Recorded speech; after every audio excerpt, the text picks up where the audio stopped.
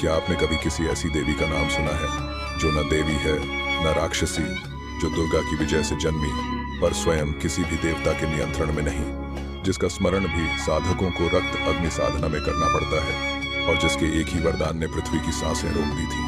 यह वही कथा है रक्तोर्णा देवी और उग्रवराह की। इतनी दुर्लभ, इतनी छिपी कि अधिकांश पुराणों में इसे केवल संकेतों में लिखा गया और फिर काल के अंधकार ने इसे पूरी तरह निगल लिया।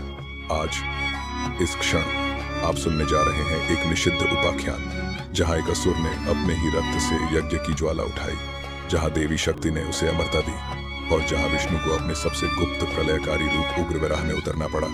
ये सिर्फ युद्ध की कथा नहीं, ये शक्ति बनाम उसकी ही छाया की भिड़ंत है। संसार तैयार नहीं था इस सत्य को सुनने के लिए, पर आज सदियों बाद रक्तोर्णा मंदिर का ताला खुलने वाला है। सांस थाम लीजिए, क्योंकि अब जो सुनेंगे वह शास्त्रों में नहीं, छाया लोक की स्मृति में सुरक्षित है और इसे पूरा सुनना ही पड़ेगा, वरना आप इसका अर्थ कभी समझ नहीं पाएंगे।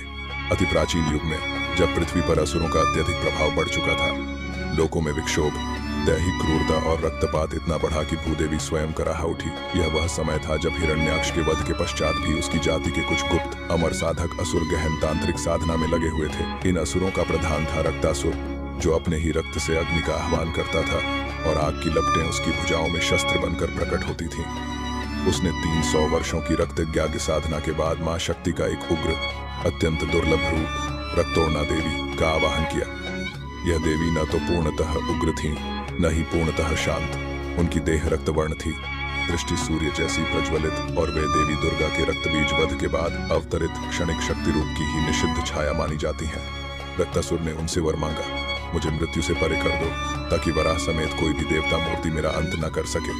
रक्तोर्णा देवी नैतिकता के बंधन में थी, परंतु तांत्रिक आवाहन के नियम उन्हें बंधित कर चुके थे। वे पूर्ण वर नहीं दे सकती थी, परंतु उन्होंने कहा, तुझे मृत्यु नहीं मिलेगी, पर तुझ पर एक छाया शाप रहेगा। देवता तुझे मार नहीं सकेंगे, पर तू देवताओं के लोक में प्रवेश नहीं कर सकेगा। यह वर रक्तासुर के लिए वरदान से अधिक अभिशाप सिद्ध हुआ, पर उसकी दुष्टता असीम थी। उसने देवी से पृथ्वी की आधी ऊर्जा को अपने रक्त हवन से बांध लेने का भी वर मांग डाला। परिणाम स्वरूप भूदेवी की शक्ति घटने लगी। नदियां कृश, वन उजड़े, पशुओं के प्राण सूखने लगे और मनुष्यों में पाशविकता बढ़ती गई। जब यह कराह पाताल तक गूंजी, तब विष्णु ने समझा कि यह संकट सामान्य अवतार से टाला नहीं जा सकता। वे वराह बनकर पहले ही धारणी उद्धार कर चुके थे, पर इस समय उन्हें वराह स्वरूप का एक गुप्त उग्रतम रूप धारण करना पड़ा। उग्रवराह, जो किसी भी सृष्टि व्यवस्था में मैनिफेस्ट नहीं किया जाता, क्योंकि उसका प्रकोप स्वयं पृथ्वी को फाड़ देने की क्षमता रखता है। उग्रवराह का शरीर काला, दांत लाल अग्नि स्वरूप थे और नेत्रों से तारक युग के प्रलय की ज्वाला प्रवाहित थी। वे गरजते हुए रक्तोर्णा के मंदिर रक्तशैल पर बने अदृश्य तांत्रिक तीर्थ पर पहुंचे, जहां रक्तासुर अपने ही रक्त से अग्नि के स्तंभ खड़ा कर ब्रह्मांड छिद्र साधना में था। रक्तासुर ने कहा, वराह, तुम मुझे मार नहीं सकते, शक्ति केवल ने मुझे अमर कर दिया है।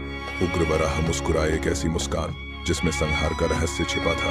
उन्होंने न उसे मारा, न शक्तिवर को चुनौती दी, बल्कि वे स्वयं भूदेवी के रक्त चक्र में उतर गए। उन्होंने पृथ्वी से शक्ति को अपनी देह में खींचा और फिर श्वास निश्वास से उसे पुनः प्राण दिया। उनके नासिका नाद से अग्नि हवन वायु टूट गई और रक्तासुर का रक्त आह्वान अचानक निष्प्रभावी हो उठा।